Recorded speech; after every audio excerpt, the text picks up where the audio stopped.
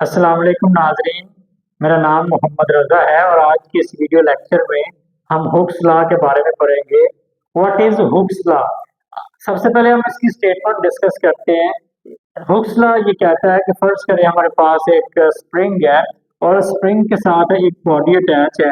अगर मैं इस बॉडी के ऊपर फोर्स अप्लाई करूं, जब मैं इस स्प्रिंग के ऊपर फोर्स अप्लाई करूंगा तो ये स्प्रिंग जो है वो एक्सटेंड होगा, इसकी लंबाई में इजाफा होगा। तो इसकी लंबाई में एक्सटेंशन जो होती है उस एक्सटेंशन को हम एक्स से रिप्रेजेंट करते हैं। ये जो इजाफा हुआ है इसको हम एक्स से रिप्रेजेंट करते हैं। तो अकॉर्डिंग टू हुक्स लॉ जितनी ज्यादा हम फोर्स अप्लाई करेंगे उतनी ज्यादा एक्सटेंशन प्रोड्यूस होगी। लेकिन फोर्स भी हमने एक हद के अंदर अप्लाई करनी है। ये नहीं कि हम उस स्प्रिंग को इतना खींचे कि वो स्प्रिंग ही टूट जाए या उसमें परमानेंट डीफॉर्मेशन आ जाए। तो आपने उसको इलास्टिक लिमिट के अंदर रहते हुए जितनी ज्यादा फोर्स अप्लाई करेंगे उतनी ज्यादा एक्सटेंशन प्रोड्यूस होगी। तो स्टेटमेंट क्या है हुक्स लॉ की?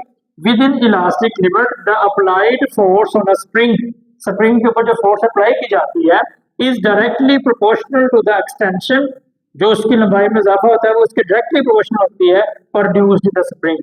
तो F is directly proportional to X. और जब भी हम प्रोपोर्शनैलिटी का साइन खत्म करते हैं हम कोई ना कोई कांस्टेंट यूज करते हैं, तो यहाँ पे हम कांस्टेंट के यूज करते हैं। के से के हमारे पास प्रोपोर्शनैलिटी कांस्टेंट है, इसको हम स्प्रिंग कांस्टेंट भी कहते हैं। अक्सर पेपर में ये सवाल आता है, define spring constant and right its unit. तो स्प्रिंग कांस्टेंट को कैसे डिफाइन करेंगे? ये एक्स इधर मल्टीप्लाई हो रहा है इधर जाके डिवाइड हो जाएगा, फोर्स डिवाइडेड बाय एक्सटेंशन। तो the force per unit extension in the spring is called spring constant. और फोर्स का यूनिट चूंकि न्यूटन होता है और एक्सटेंशन का यूनिट मीटर है, ये हमारे पास डिस्प्लेसमेंट है तो डिस्प्लेसमेंट का यूनिट मीटर होता है, तो इसका यूनिट बन जाएगा स्प्रिंग कांस्टेंट का न्यूटन पर मीटर।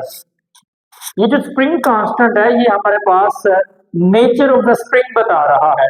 ये बताता है कि स्प्रिंग कितना ज्यादा वो जो है वो सख्त है या कितने ज्यादा सख्त मटेरियल से बना है या कितना ज्यादा नरम है। तो के gives information about the stiffness of the spring. ये स्प्रिंग का जो मटेरियल है उसकी वो कितना सख्त है, उसकी स्टिफनेस कितनी ज्यादा है, उसके बारे में इंफॉर्मेशन देता है। अगर के की वैल्यू ज्यादा होगी it means stiffness of the spring will be increase, वो ज्यादा होगी। और अगर के की वैल्यू कम होगी तो स्टिफनेस भी कम होगी। अब यहाँ पे स्प्रिंग कांस्टेंट के यूनिट का जो है वो हमें पता चल गया न्यूटन पर मीटर है।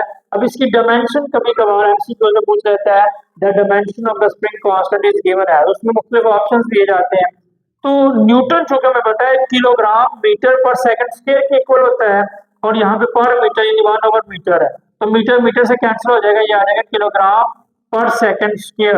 अब किलोग्राम की डायमेंशन हमारे पास एम होती है और सेकंड टाइम का यूनिट है इसकी डायमेंशन टी होती है, तो टी इनवर्स स्क्वायर। तो इसकी डायमेंशन आ जाएगी mass यानी m into t inverse square. This is the dimension of spring constant.